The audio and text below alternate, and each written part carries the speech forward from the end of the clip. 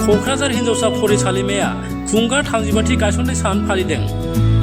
क'क्राझार सहरनि खोला फारसे नाराबारियाव 1990 मायथाइयाव गायसनजानाय क'क्राझार हिनजावसा फरायसालिमाया देग्लाय 35 बोसोराव आगान होबाय।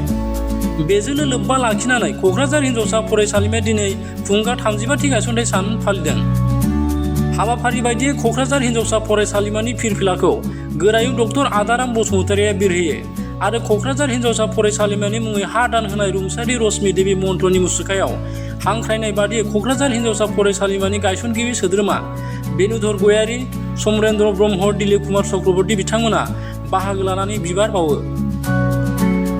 फरायसालिमानि गायसननाय सानखौ फालिनो फोरोंगिरि आरो फरायसाफ्रा लोगो नांनानै केकबो हायो। दिनैनि बे खुंगा 35थि गायसननाय सान फालिनाय हाबाफारियाव बै समाव क'क्राझार हिनजावसा फरायसालिमा लुफुंनो थाखाय 6 बिघा हा हगारनानै होनाय रुंसारि रश्मि देवी महन्तजों लोगोसे गायसनगिरि सोद्रोमाफोर फारियै रुंसारि महिनीमोहन ब्रह्म, रुंसारि बलदेब नार्जारी, रुंसारि फणीन्द्रनाथ ब्रह्म, रुंसारि रन्जित कुमार बरगयारी, रुंसारि जगदीश चन्द्र ब्रह्म, रुंसारि अरुप गोरा बसुमतारी, रुंसारि अरुण कुमार बरगयारी बिथांमोननि सावगारियाव बिबार बावो। बेजों लोगोसेनो साथाम गायसनगिरि सोद्रोमाफोर फारियै बेनुधर गयारी, समरेन्द्र ब्रह्म, दिलीप कुमार चक्रवर्ती बिथांमोनखौ हांख्रायनानै मान बावो।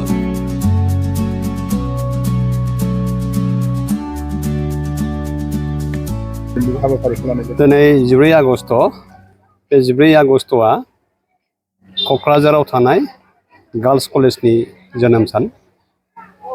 जों दिनै बे जोनोम सानखौ थिलेब लेब हाबाफारि लानानै मावफुंदों।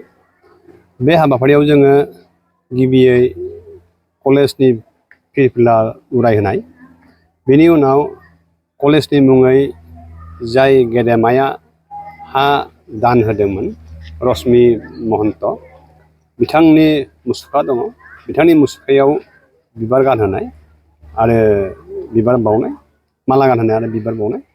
बेनि उनाव माखासे गेदेमाफोर जाय गेदेमा बिथांमोनहा बे कलेजखौ गायसननायाव गिदिर बिबान रुजुनदोंमोन, जायफोर मेनेजिं कमिटिनि बिबानगिरिफोर जादोंमोन, कनस्ट्राक्सन कमिटिनि, फाइनेन्स साब कमिटिनि बिबानगिरिफोर जादोंमोन, बिथांमोननि गेजेराव गोबाङानो रुंसारि जालांबाय।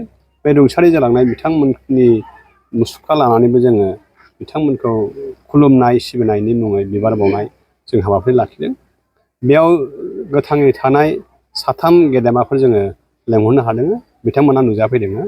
बिथांमोनखौबो जोङो आर'नाइ गानहोनानै बिथांमोनखौ सिबिनाय जादों आरो 35 बोसोरनि 30था गं फिरफिलानि उरायहोनायबो जादोंमोन।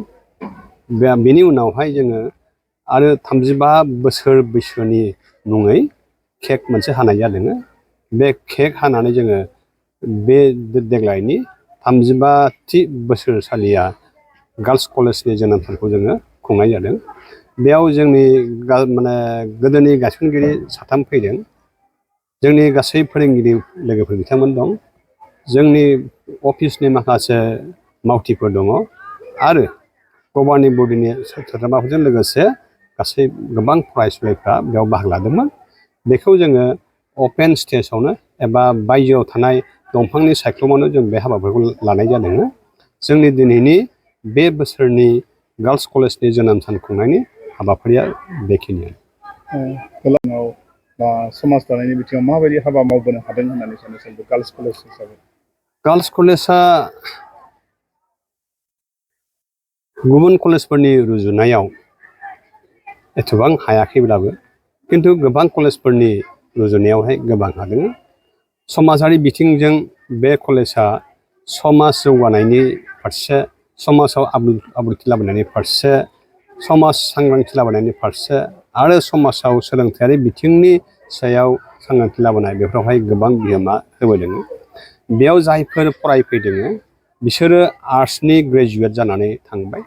आर्ट्सनि ग्रेजुवेट जानानै थांनायनि उनाव माखासे फरायसुलिफ्रा सरकारि साख्रि मोनदों, माखासे फरायसुलिफ्रा NGO खुलिनानै NGOनि गेजेरजों समाजनि खामानि मावदों, माखासे फरायसुलिफ्रा एन्टारप्रेनिउरशिपनि गेजेरजों खामानि मावगासिनो दङ आरो गोबां फरायसुलिफ्रा समाजारि आफादफोरनि बिबानगिरि जानानै समाज दानायावहाय नांथाबबोगासिनो दङ आरो गोबां फरायसुलिफ्रा न'खर दानायाव गाव गावनि न'खराव लक्ष्मी हिसाबै न'खर दैदेननायावहाय गिलिर बिबानखौ रुजुनबोदों।